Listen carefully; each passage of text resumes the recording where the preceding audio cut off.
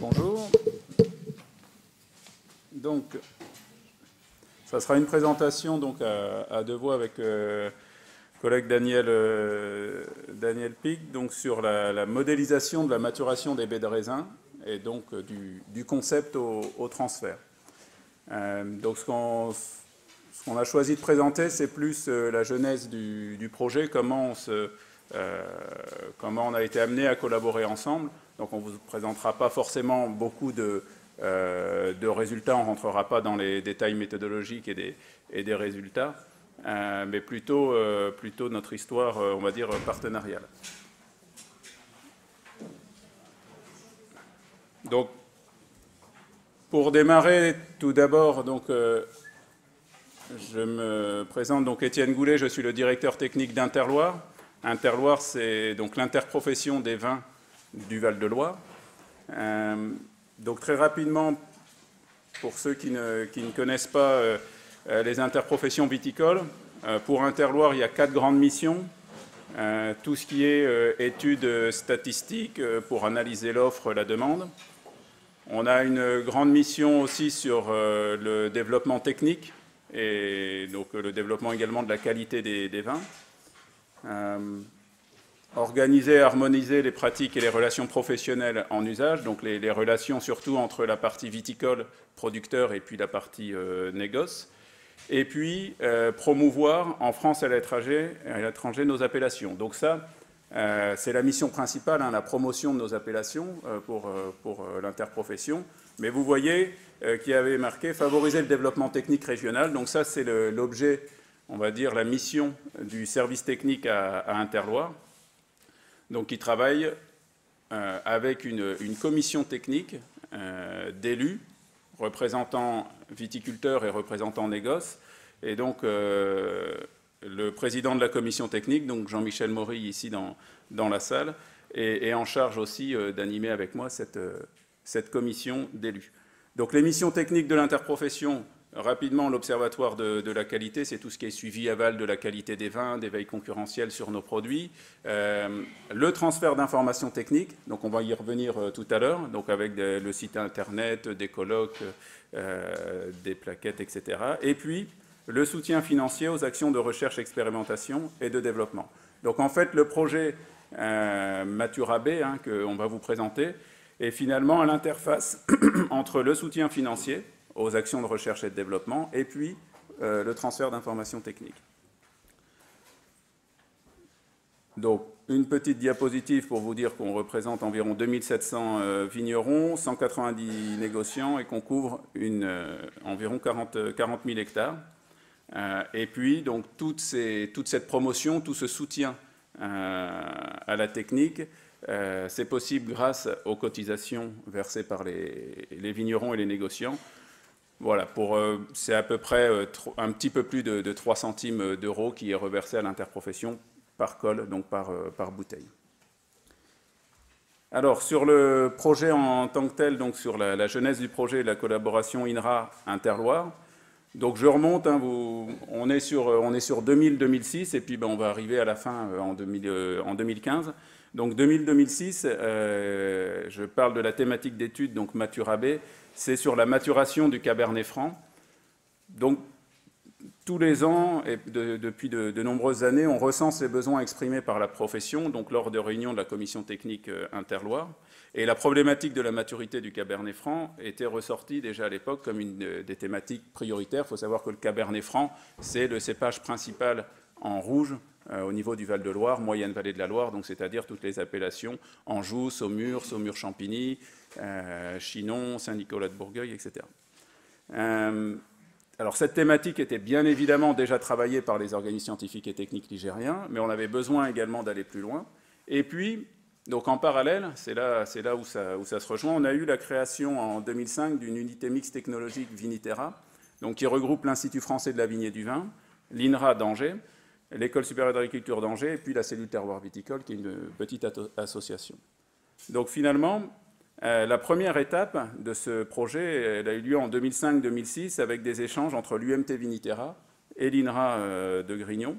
Donc la première étape, elle a été entre scientifiques, donc l'élaboration d'un programme de recherche sur la maturation du Cabernet Franc.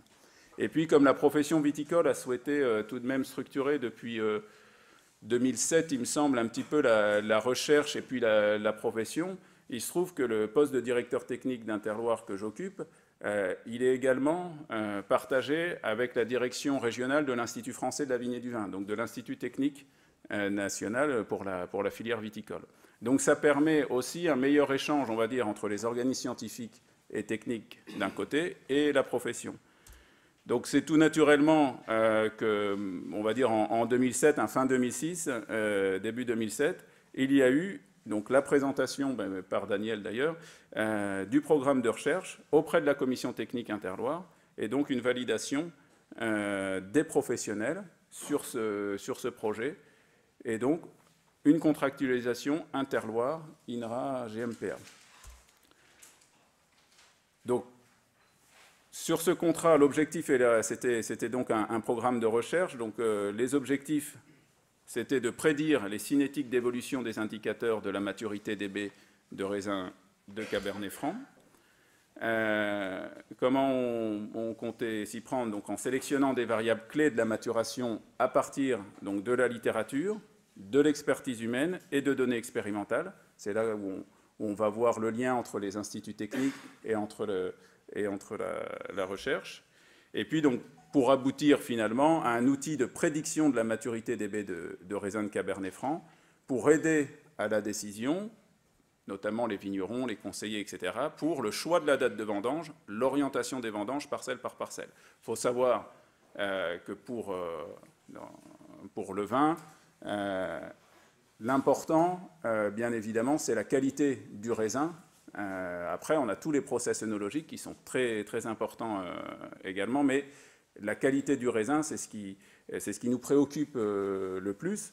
Et donc d'arriver, quand on dit comme ça, c'est peut-être, on peut penser que c'est relativement facile, mais d'arriver à la bonne maturité au moment de la vendange, c'est-à-dire une maturité choisie et pas subie, mais une maturité choisie pour un type produit que l'on veut faire, c'est la difficulté.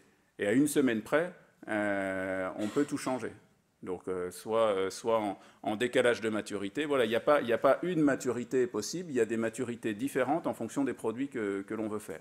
Et donc ça, c'est très important de pouvoir prédire un petit peu et de pouvoir avoir des outils, en tout cas, pour approcher cette maturité. Donc rapidement, le contrat de recherche, comment il a été, puisque c'est aussi l'objectif de l'intervention, de voir comment on s'est structuré. Donc le contrat de recherche contenait une thèse à l'intérieur, donc une thèse de 3 ans, plus les fonctionnements INRA. Donc sur l'ensemble du programme, l'interprofession a accordé une subvention d'un petit peu moins de 100 000 euros sur ce programme-là pour l'INRA. Alors, ça, c'est également possible parce que, je veux dire, on a des antécédents de financement de programmes et que l'interprofession choisit toujours de financer de la recherche amont, de l'expérimentation et du transfert d'informations. Puisqu'on sait très bien, l'objectif principal pour nous, c'est de transférer des connaissances techniques aux vignerons, aux négoces, aux conseillers. Mais pour réaliser ce transfert, on sait très bien qu'on a besoin de l'expérimentation pour avoir des connaissances techniques, et avant les expérimentations, on a besoin de la recherche amont pour avoir les connaissances scientifiques. Donc ça, les professionnels ont toujours choisi de financer une partie la recherche amont, une partie l'expérimentation et une partie transfert. Donc sur le suivi du programme, on avait donc un comité technique qui regroupait l'INRA, GMPA, Interloire et l'UMT Viniterra. Donc l'INRA GMPA pour tout ce qui était modélisation et informatique, l'UMT Viniterra au niveau de l'expertise sol de la cellule terroir viticole, fonctionnement de la vigne de l'IAV, INRA et ESA, et puis l'analyse sensorielle également des baies de raisin et des vins par l'ESA. Et puis Interloire, on était là dans ce comité technique pour essayer à chaque fois d'avoir une vision plutôt finalisée pour les opérateurs. Je peux te laisser peut-être la parole à Daniel sur les parties plutôt méthode et résultats, et puis moi je reprendrai la parole après pour la finalisation. Okay. Alors, en fait, c'est la démarche qui a été mise en place justement pour élaborer cet outil d'aide à la décision qui est basé sur la modélisation. Et qu'est-ce qu'on avait comme base initiale pour pouvoir monter ce modèle? Bon, on a regardé d'abord tout ce qui existait dans la bibliographie, hein, sur la maturation de baie de raisin. Il y a beaucoup, beaucoup d'informations. Hein, cette bibliographie est extrêmement abondante. Par contre, ce que l'on a ajouté, c'est qu'on a beaucoup travaillé sur l'expertise humaine. Donc, on est allé interroger, hein, à la fois des experts scientifiques, des experts technologiques, et on a extrait l'information à partir de toute cette expertise. Et puis, on a utilisé des bases de données. Pendant la thèse, on a fait du recueil de données. Il y a eu des analyses biochimiques, etc., qui ont été réalisées. Et il y a eu aussi une grosse définition de quels sont les indicateurs qu'il faut mettre en œuvre pour pouvoir caractériser la baie de raisin, parce que c'est quand même multi-indicateur. Hein. On peut s'intéresser à du sucre, on peut s'intéresser à des arômes, etc. Il y a quand même beaucoup d'indicateurs possibles. Et là, c'est certainement une des difficultés. Mais on pourra en reparler à la fin de la présentation. Donc à partir de là, on a fait une caractérisation de la maturation des baies de raisin. Et on a développé, on a testé différents types de modèles, hein, des modèles linéaires, des modèles PLS. Et on est arrivé à un modèle qu'on appelle un réseau bayésien, qui permet en fait de prendre en compte à la fois des données de mesure, hein, tout ce qui avait été recueilli pendant les 4 années là, où on a recueilli des données sur les suivis de maturation, mais aussi d'intégrer de l'expertise, des données qui venaient des experts scientifiques, des experts technologiques. Et donc tout ça, ça a permis de construire un modèle qui décrivait la maturation, mais aussi qui avait un aspect donc prédictif, parce qu'on a pris en compte un certain nombre de paramètres pour faire tourner ce modèle, et ces paramètres extérieurs, c'est notamment les conditions météorologiques sur les dernières semaines de la maturation. Bon, après, ce modèle a été validé sur d'autres années, et on continue, c'est ce qu'on va voir après, on continue à travailler sur ces aspects. Alors, les indicateurs qui ont été au départ définis comme importants pour la maturation, alors c'est bien sûr le sucre et l'acidité totale, c'est les deux principaux, mais au départ on a cherché à aller plus loin pour avoir une idée des anthocyanes, notamment par rapport à tout ce qui est polyphénol, etc., le pH et les composés polyphoniques totaux.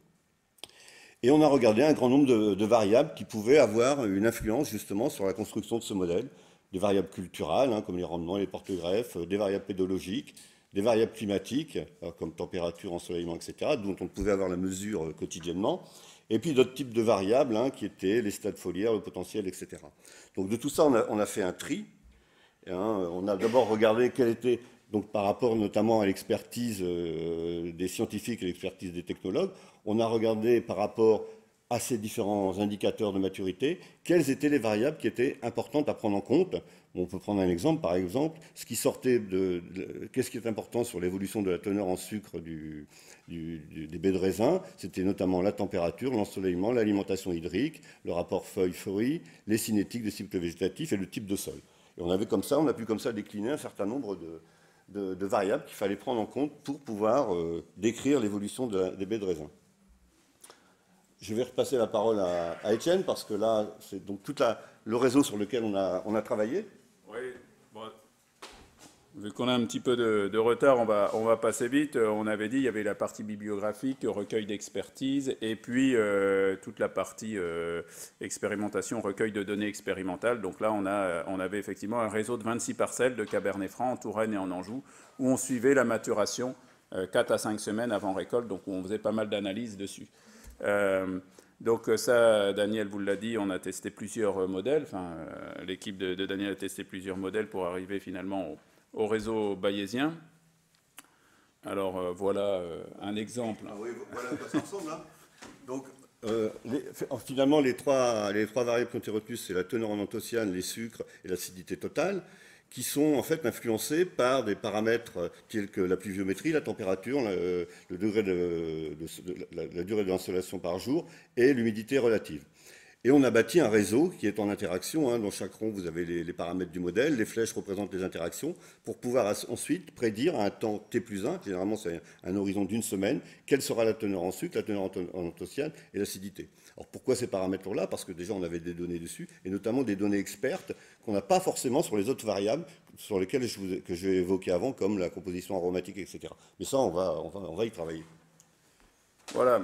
Donc on voit aussi, par exemple, on prend pas le caractère sol. Donc moi, d'origine plutôt pédologue, j'ai été surpris au départ. Et finalement, étant donné qu'on regarde les 5 dernières semaines quasiment avant la maturité, La première mesure qui va nous donner des éléments d'anthocyane, de sucre et puis d'acidité, finalement, pour faire tourner le modèle, ensuite, on a besoin d'une première mesure. Cette première mesure prend déjà en compte l'effet sol sur les parcelles, puisqu'on va avoir une mesure à 5 semaines de la vendange. Donc on peut penser que quasiment dans les 5 dernières semaines, je ne dis pas que le sol n'influence pas, mais l'effet sol est déjà assez bien en place là-dessus. Donc c'est pour ça qu'on a choisi plutôt des variables climatiques. Bon, je passe rapidement, ça c'est sur les résultats, mais vous voyez qu'on avait des erreurs moyennes de 7 à 8%, qui pour nous, au regard des erreurs aussi de mesure en laboratoire sur sucre, acidité, anthocyane, et sur une prédiction, étaient pour la profession assez convenables. Donc de 2010 à 2013, ensuite, une fois que le contrat de recherche a été terminé, on a utilisé ce modèle en prédiction des paramètres sucre, acidité, anthocyane, cette fois-ci sur un suivi de maturité plus restreint de 9 parcelles. En fait, c'était plutôt la phase de validation. Et puis, en même temps, on a développé une interface informatique pour la prise en compte automatique des données météorologiques. On a mis en forme des données et transferts dans le logiciel de prédiction. Et puis, on a développé également une interface utilisateur qui ressemblait à ça. Et au départ, c'est ceux qui... Voilà, c'était les utilisateurs, ceux qui rentraient les données, qui avaient accès à cette phase-là. Alors, parallèlement, on a eu des dégâts collatéraux, comme on peut appeler. Alors, c'était l'élaboration d'un autre outil de transfert sur un outil de dégustation des baies de Cabernet Franc pour aider au choix de la date de vendange. Voilà, donc ça a été aussi possible grâce à ce programme-là. Et puis, on arrive à la fin, puisqu'on est en 2013, mise à disposition en phase test auprès des professionnels de la commission technique d'une interface web utilisateur de visualisation. C'est-à-dire qu'on a testé auprès de certains professionnels l'interface de résultats de modélisation sur une vingtaine de parcelles.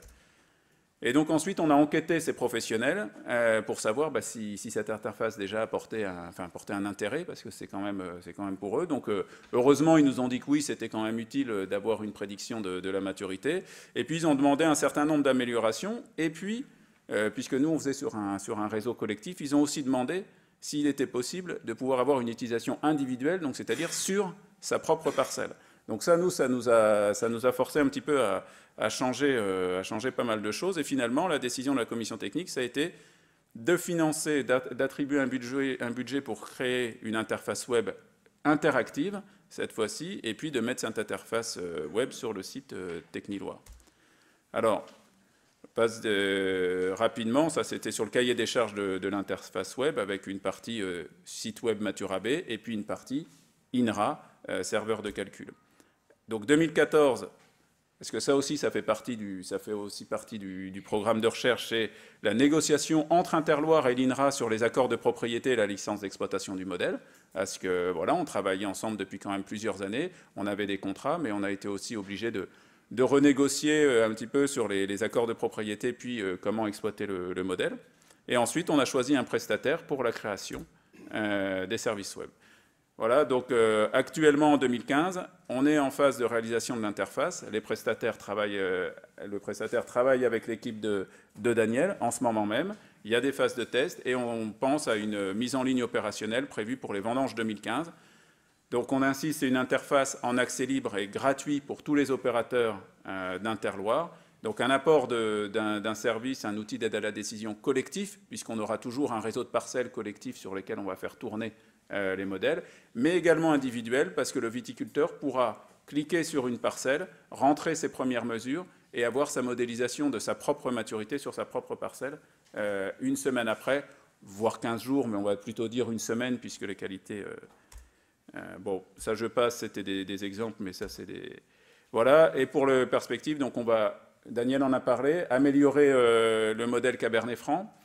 Pourquoi pas intégrer des nouveaux paramètres de sortie? On parlait des arômes, ça, mais tout ça, il y a à y retravailler. Et puis, nous, ce qui nous intéresse beaucoup à Interloire aussi, c'est l'extension à d'autres cépages, comme les cépages blancs. Et donc là, on boucle la boucle, c'est-à-dire qu'on revient à des programmes de recherche, on retourne à un pilotage UMT Viniterra, INRA, GMPA, mais évidemment, la participation d'Interloire, elle sera là. La volonté d'extension aux autres cépages du Val-de-Loire est affirmée. Donc, on aura une participation financière probable en fonction de la réussite de l'outil précédent. Alors, je vais conclure parce que je crois que le temps est passé. On avait On avait prévu de vous montrer d'autres exemples d'utilisation de modélisation, et notamment sur une opération sur laquelle on travaille beaucoup chez nous sous différents aspects, c'est l'affinage de fromage. Hein. On a eu à peu près une démarche semblable, l'objectif étant de tester, de pouvoir prédire l'état d'avancement de cet affinage, et aussi les caractéristiques de composition de ces fromages, microbiologiques, biochimiques, etc. Donc je passe, on a développé des réseaux, si ça vous intéresse, on pourra en parler. Voilà des exemples de résultats. Peut-être cette dernière diapo sur la façon dont ça se passe, c'est de bien définir l'objectif fixé, que la quantité d'informations dont on dispose va être importante au regard de la complexité du modèle qu'on va pouvoir développer et des objectifs que l'on sera fixés. Il faut disposer d'un certain nombre de données que l'on peut soit compléter, soit qui sont déjà disponibles. Il existe des bases de données, il faut regarder ce qui existe dans les bases de données. Et surtout, il faut une bonne interaction entre tous les professionnels, les modélisateurs et les experts. J'en profite simplement pour remercier l'Interloire et l'Interprofession qui nous a beaucoup aidés dans ce programme.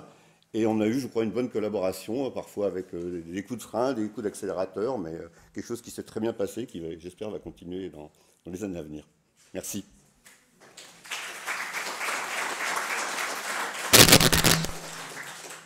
Merci beaucoup. Désolée de vous mettre la pression, mais l'idée c'est de tenir et de garder aussi du pour les questions. Donc on a 4-5 minutes pour les questions. Je vais demander aux intervenants suivants de venir commencer à s'installer de manière à ce qu'on puisse enchaîner très vite. Voilà. Donc est-ce qu'il y a une question dans la salle?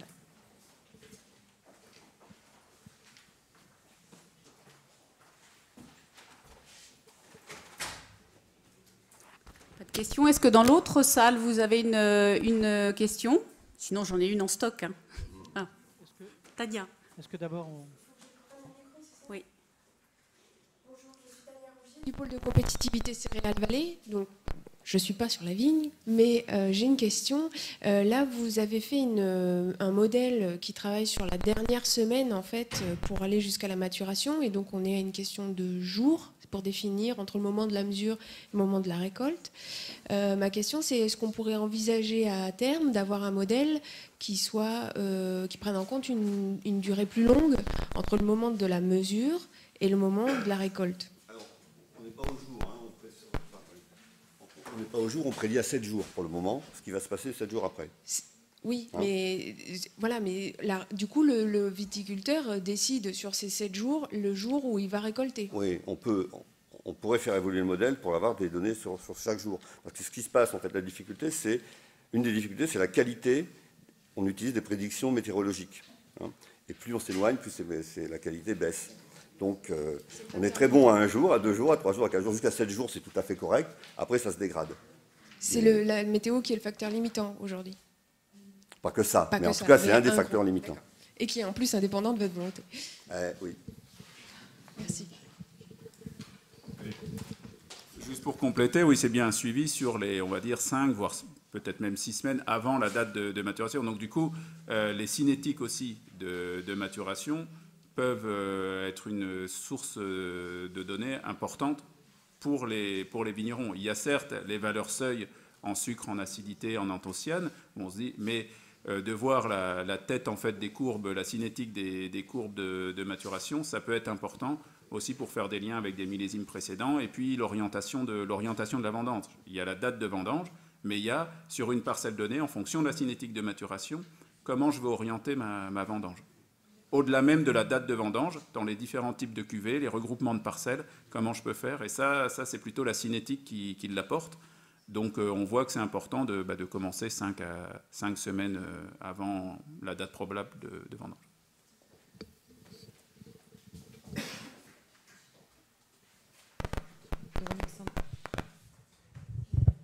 Véronique Santé-Houtelier. Je travaille sur la viande, rien à voir avec le vin, mais généralement ça s'associe bien. J'avais une petite question concernant en fait la variabilité dans les grappes de raisin, parce que comment vous avez fait, vous tenez compte en fait de l'hétérogénéité de chacun des grains dans une grappe.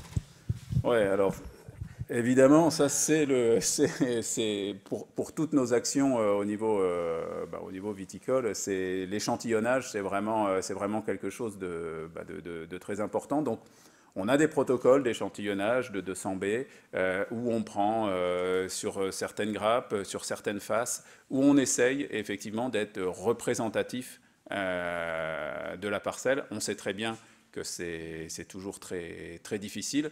Voilà, le problème soulevé, oui, c'est l'échantillonnage des 200B pour faire les analyses.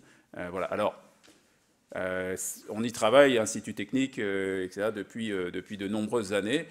Donc on a des protocoles qui ne sont pas forcément satisfaisants, mais en tout cas pour le moment, c'est ceux qu'on utilise.